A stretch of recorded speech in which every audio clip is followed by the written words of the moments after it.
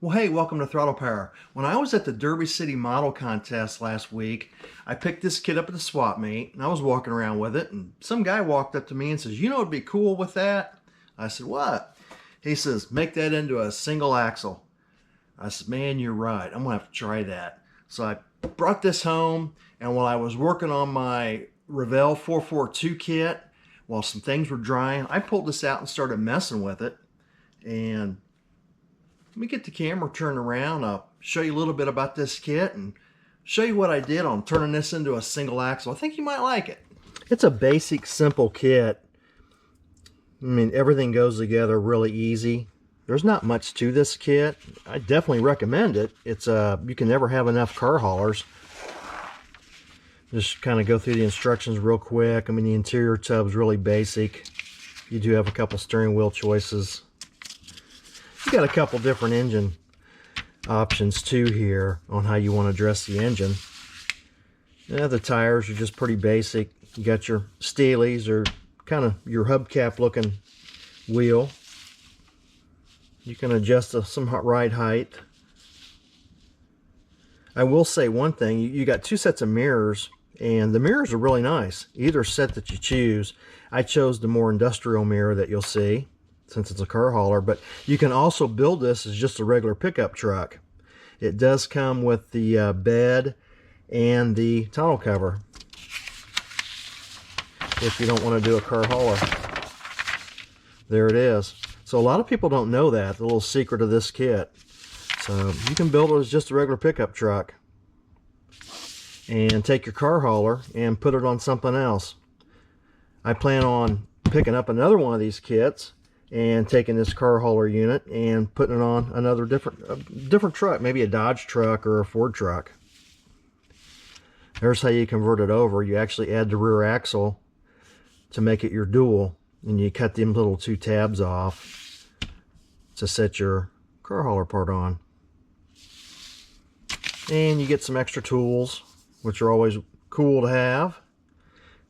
If nothing else, put them in a box, and same for a diorama. But anyway, let's get the plastic out, and I'll show you what I did to convert this thing over. I have a little tub here that has all my spare plastic parts and stuff, and all my sheets of plastic and everything. I got these two little bags that hold scrap plastic. And I just looked for a piece that's, a couple inches long and about an inch wide. And this is what I used. A piece of, I think this is 30 thousandths plastic. Yep, 30 thousandths. Get that out of the way. Yep, right at 30 thousandths. I like to use 30 thousandths for a lot of scratch building. It's thick enough to where it's not too thick, but yet thick enough to where it's not going to collapse and bend on you, like maybe 10 thousandths or 20 thousandths. So 30 thousandths is an overall good piece of plastic to work with. If you're looking for sheets of plastic, start off with some 30 thousandths. That's a good place to start. We'll start off with a piece of paper and a pencil to draw up our template and try to figure out exactly where we want to do the wheel well. So I started kind of messing and just kind of whatever's going to look right to you. Get your wheel well drawn out, or your template drawn out on the paper. And then once you have it to where you think it looks right, get it cut out. Of course, again, it's just paper. And that's what I've got cut out. I think that's going to work pretty good. And I mocked the paper up to my wheel well, and I'm liking what I'm seeing. So what I'm going to do next is take that piece of paper template and stick it on my 30 thousandths plastic sheet. You could probably use 20 or 30 or 30 or 35. It wouldn't matter. But I draw the template out, and I get it cut out. And again, a nice thing about this 30 thousandths, you can almost cut that 30 thousandths with scissors also. So once it's cut out and I like it, I glue it in. I let it sit all night for that glue to set up, and you're going to start sanding and sanding and sanding. See that primer and that Q-tip? We're going to get back to that here in a moment. But just keep sanding, put a little primer on it, or sometimes you don't even have to put primer on it. You can see where you need to sand. Sand, put a little filler on it, sand, a little filler on it, sand. Use whatever filler you like.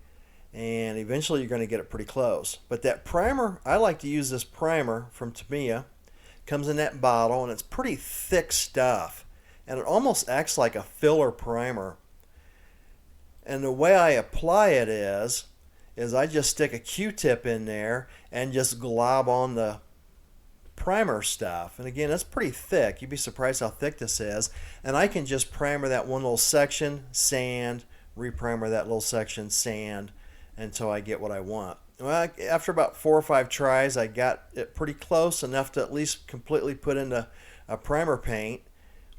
Another thing about this kit are the doors on the bed. The hinges seem pretty big. The hinges from the kit are on the right. The one on the left I've been messing with. I've been sanding it down to make it look a little bit more realistic. So you can kind of compare from the left to the right.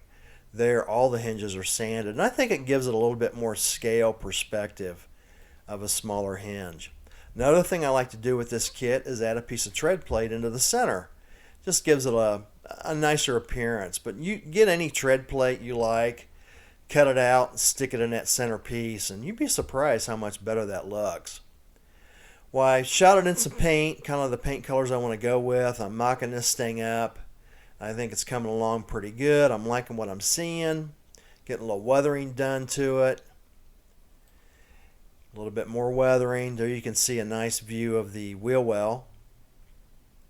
And another nice thing, if you got a spot or two you cannot get rid of, man, put decals on it. It's a car hauler. With all those decals, you can hide anything. I had a spot or two also that I hid. There's the orange one. Remember I told you I did a car hauler a while back? That's the orange one I did with the dual wheel setup. I didn't change it. I just built it straight out of the box. Added just a tread plate basically. And yes, these car haulers will hold a car. So that's a cool thing about building this car hauler. Stick one of your cars on it. It doesn't really take up much more space. But the blue one, it's done. There's those big industrial mirrors that I like a lot. And there's a nice looking down view of the tread plate. But I thought it come out pretty cool. I love these car haulers. And making it a single axle didn't take but a couple days of work. And mainly the only reason it took a couple days is having to wait for things to dry and sand. And again, hide some things with decals and you've got it, and it's pretty easy conversion. Well, what'd you think about that little build? I thought it turned out pretty cool. And don't forget, you can build a regular pickup truck out of it and save the bed unit and put it on something else.